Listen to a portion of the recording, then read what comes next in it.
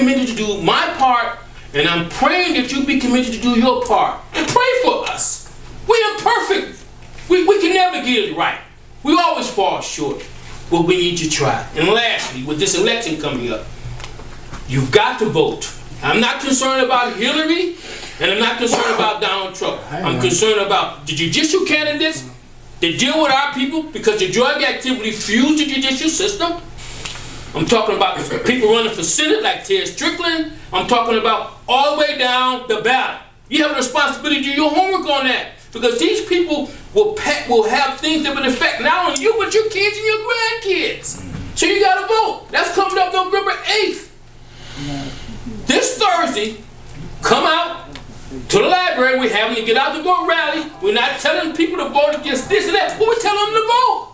They have a civic responsibility to vote. Mr. Obeys always talk about how we died.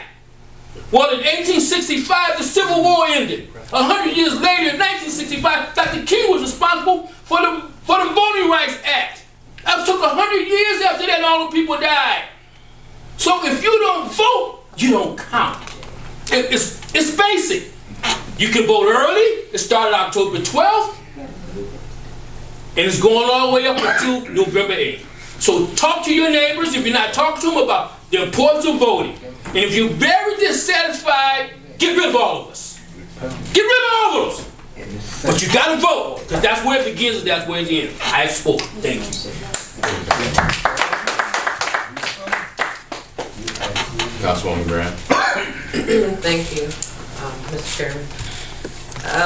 To piggyback on the cleanups, Walter Melton Sr. has the voice of My People, a youth organization that cleans up every single Saturday. In fact, on 142nd, what other streets did you do in my ward?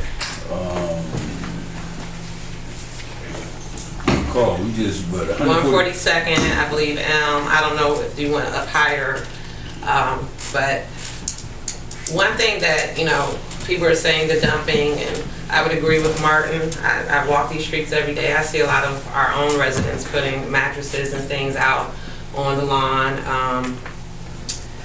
But he's been doing this since I've gotten involved with him beginning of this year when I first came into office. I participated in many of the cleanups, and I want to say that one of the special things about it is that it's a lot of the youth. A lot of our black men are volunteering their time, and they're gaining some type of direction. And when he calls them out, they come, and they have a sense of pride within themselves. What we've been trying to do is get the community involved. So while he cleans up every Saturday, Ms. Rosie called me from 134th, and she said, I want to start a black club. I want to do a cleanup. So we decided to do it on Thursday, my off day. We went up there, called Walt. He brought his group out, called the service department. They said that they would come out with big trucks, and whatever they cleaned up big, we came right behind them and cleaned up small. And they were out there again today.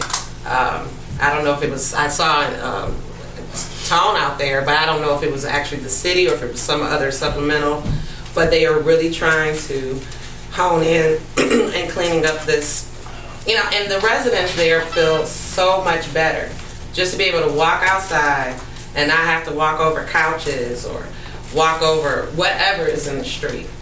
But I want to reiterate that when we advertised for our cleanup, which was last Thursday, 2 residents came out off of 5 streets.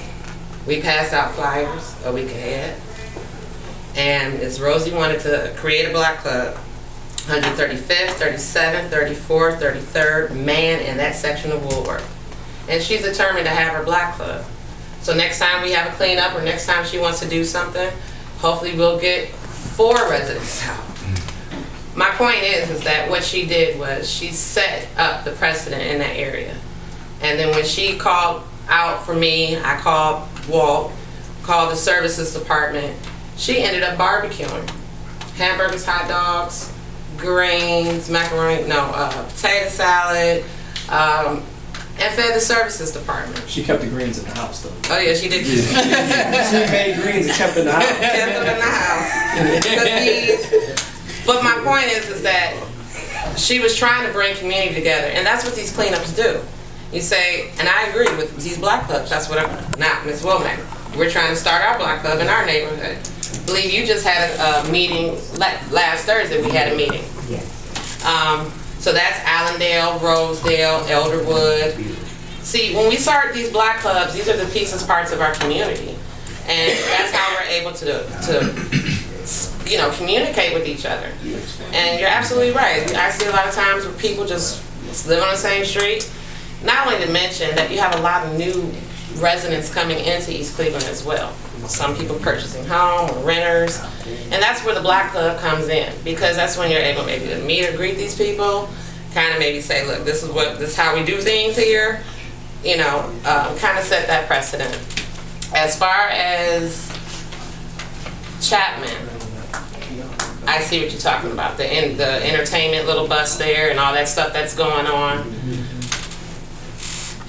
What I'm not understanding is why we can't get any information as far as any of this illegal dumping. If some of it, or maybe half of it, is really just coming from within the city. Maybe some of the contractors that are contracted out throughout the city.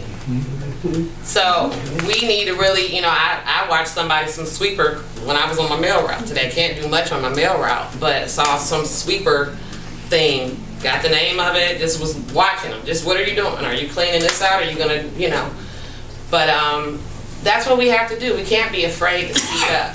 I would utilize the voice outside of, what the city is able to offer, because I'm gonna tell you, there's Miss Wilma Jackson on Taylor called, what was that, about 3 or 4 months ago? About the shooting at the top of the street behind, what is that bar called? The Park Avenue. And people were trying to question, is that a halfway house? Who are all these young men that are over there? This and that and the other. And sometimes your presence can change things. So, I called Walt, I said, and he went and he visited with Miss Jackson, and she said exactly what was going on. So Walt decided, let me drive down the street, see what's going on. Parked in front of the house, popped the trunk, got the garbage bags out, just started cleaning up in front of them. And you'd be amazed at how sometimes you can shame a person and to do the right thing, So as far as any kind of dumping or any kind of cleanups that you want, you can always call Walt, you can call me, you can call the city council office. You can say, look, because every Saturday we go out. He'll call me, he says, where do you want to go? Where do you want us to go? One of the ladies that was assisting, and there's another black club on 142nd that got started as a result of the cleanup. Miss Carter, what she say? You say you were everywhere in the city, well, you ain't been in my city. Yeah. I mean, you ain't been on my street. And what did Walt do? This Saturday he went there, posted a video. So if you're ever interested in seeing the before and after pictures of what the city and what we can do if we stick together, but I'm just amazed that we don't get that much community involvement.